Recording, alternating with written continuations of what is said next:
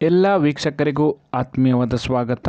ಕೇರಳದ ಕಣ್ಣೂರು ಜಿಲ್ಲೆಯ ಪರಶಿನಕಡವು ಮುತ್ತಪ್ಪ ದೇವಸ್ಥಾನದ ಚರಿತ್ರೆ ಹಾಗೂ ಇಲ್ಲಿರುವ ಪ್ರಧಾನ ದೇವತೆಗಳು ಹಾಗೂ ಈ ದೇವಸ್ಥಾನದ ಪ್ರವೇಶ ದ್ವಾರದಲ್ಲಿ ನಾಯಿಗಳ ಮೂರ್ತಿಯನ್ನೇಕೆ ಇರಿಸಿದ್ದಾರೆ ಹಾಗೂ ಇಲ್ಲಿನ ವಿಭಿನ್ನವಾದ ಆಚಾರ ವಿಚಾರಗಳ ಬಗ್ಗೆ ಎಲ್ಲವನ್ನು ಸಂಪೂರ್ಣವಾಗಿ ತಿಳಿಸಿಕೊಡುತ್ತೇನೆ.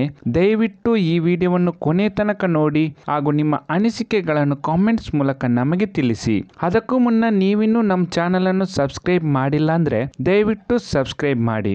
ಪರಶಿನಕಡವು ಮುತ್ತಪ್ಪ ದೇವಸ್ಥಾನದಲ್ಲಿ ಪ್ರಧಾನ ದೇವತೆಯಾದ ಮುತ್ತಪ್ಪನ್ ಜೊತೆಗೆ ತಿರುವಪ್ಪನ್ ಎನ್ನುವಂತಹ ದೇವತೆಯು ನೆಲೆಯಾಗಿದ್ದಾರೆ. ಸ್ಥಳೀಯ ಸಂಪ್ರದಾಯಗಳ ಪ್ರಕಾರ ಈ ದೇವತೆಗಳನ್ನು ವೈದಿಕ ಅಥವಾ ಬ್ರಾಹ್ಮಣ ವಿಧಿವಿಧಾನಗಳಿಂದ ಪೂಜಿಸಲಾಗುವುದಿಲ್ಲ. ಎಂಡ ಸರಾಯಿಗಳನ್ನು ಇಲ್ಲಿಗೆ ಹರಕೆ ರೂಪದಲ್ಲಿ ನೀಡಲಾಗುತ್ತಿದ್ದು, ಮೀನು ಮಾಂಸವನ್ನು ಇಲ್ಲಿ ಪ್ರಸಾದ ರೂಪದಲ್ಲಿ ಹಾಗೂ ತೀರ್ಥದ ರೂಪದಲ್ಲಿ ಹೆಂಡ ಅಥವಾ ತಾಳೆಯ ಸೇಂದಿಯನ್ನು ನೀಡಲಾಗುತ್ತದೆ. ಇನ್ನು ಮುತ್ತಪ್ಪ ತಿರುವಪ್ಪನ್ ಶಿವ ಹಾಗೂ ವಿಷ್ಣುವಿನ ಅವತಾರವೆಂದು ಕೆಲವರ ನಂಬಿಕೆಯಾದರೆ, ಮುತ್ತಪ್ಪ ಪರಶಿನಕಡವಿನಲ್ಲಿ ದೈವತ್ವವನ್ನು ಪಡೆದು ನೆಲೆ ನಿಂತ ಬಗ್ಗೆ ಒಂದು ದಂತಕಥೆ ಇದೆ. ಪಯ್ಯ ಊರಿನ ಬ್ರಾಹ್ಮಣ ಕುಟುಂಬಕ್ಕೆ ಸೇರಿದ ನಡುವಜಿ ಮತ್ತು ಪಡಿಕುಟ್ಟಿ ದಂಪತಿಗಳಿಗೆ ಮಕ್ಕಳಿಲ್ಲದ ಕೊರಗು ಕಾಡುತ್ತಿರುತ್ತದೆ. ಇವರು ಶಿವನ ಪರಮ ಭಕ್ತರಾಗಿದ್ದು, ಒಂದು ದಿನ ಇವರು ನದಿಯಲ್ಲಿ ಸ್ನಾನ ಮಾಡುತ್ತಿರುವಾಗ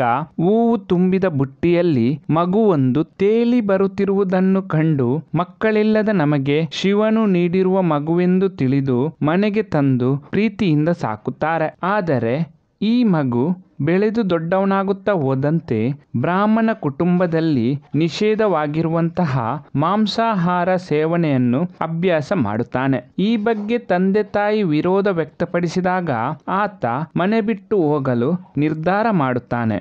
ಆದರೆ ತಾಯಿ ಆತನನ್ನು ಮನೆ ಬಿಟ್ಟು ಹೋಗದಂತೆ ತಡೆದಾಗ ಆತ ಅವರನ್ನು ಕೋಪದಿಂದ ದುರುಗುಟ್ಟಿ ನೋಡುತ್ತಾ ತನ್ನ ನಿಜ ರೂಪವಾದ ದೈವ ಸ್ವರೂಪದಲ್ಲಿ ಕಾಣಿಸಿಕೊಳ್ಳುತ್ತಾನೆ. ತಾಯಿ ಆತನ ಕಣ್ಣು ನೋಡುತ್ತಾಳೆ.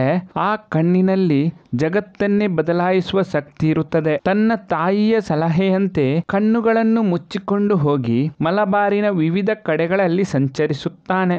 ದೇವಗುಣಗಳಿದ್ದ ಈ ಬಾಲಕನು ಸಂಚರಿಸುತ್ತಿರುವಾಗ ಒಂದು ಕಡೆ ಒಬ್ಬ ವ್ಯಕ್ತಿಯು ಈಚಲು ಮರದಿಂದ ಸೇಂದಿ ತೆಗೆಯುತ್ತಿರುತ್ತಾನೆ. ಈ ಬಾಲಕ ಆತನಲ್ಲಿ ಸೇಂದಿ ಕೇಳಿದಾಗ ಆತ ಕೊಡಲು ನಿರಾಕರಿಸಿದಾಗ ಆತನನ್ನು ಈ ಬಾಲಕ ಕಲ್ಲಾಗಿ ಪರಿವರ್ತಿಸುತ್ತಾನೆ. ಕೊನೆಗೆ ಆತನ ಮಡದಿ ಬಂದು ಈ ಬಾಲಕನ ಬಳಿ ತನ್ನ ಪತಿಯನ್ನು ಮರಳಿಕೊಟ್ಟರೆ ನಿನ್ನನ್ನು ಪೂಜಿಸುವುದಾಗಿ ಮೊರೆಯಿಟ್ಟಾಗ ಆ ಬಾಲಕ ಪುನಃ ಆತನನ್ನು ಮನುಷ್ಯನನ್ನಾಗಿ ಪರಿವರ್ತಿಸುತ್ತಾನೆ. ಈ ವಿಚಾರ ಹಳ್ಳಿಯ ಮುಖ್ಯಸ್ಥನಿಗೆ ತಿಳಿದು ತನ್ನ ಕುಟುಂಬಕ್ಕೆ ಆಹ್ವಾನಿಸಿ ಮುತ್ತಪ್ಪನ್ ಎನ್ನುವ ಹೆಸರಿಡುತ್ತಾನೆ ಹಾಗೂ ದೇವಸ್ಥಾನವನ್ನು ಕಟ್ಟಿಸಿ ಪೂಜಿಸುತ್ತಾನೆ. ಊರಿನ ಜನರು ಮುತ್ತಪ್ಪನನ್ನು ಒಲಿಸಿಕೊಳ್ಳಲು ಪೂಜೆ ಪುನಸ್ಕಾರಗಳನ್ನು ಶುರು ಮಾಡುತ್ತಾರೆ. ದಂತಕಥೆಯ ಪ್ರಕಾರ ಮುತ್ತಪ್ಪ ಮನೆ ಬಿಟ್ಟು ಬಂದ ನಂತರ ಆತನ ಇಡೀ ಪ್ರಯಾಣದುದ್ದಕ್ಕೂ ನಾಯಿಯೊಂದು ಆತನನ್ನು ಹಿಂಬಾಲಿಸುತ್ತಿದ್ದರಿಂದ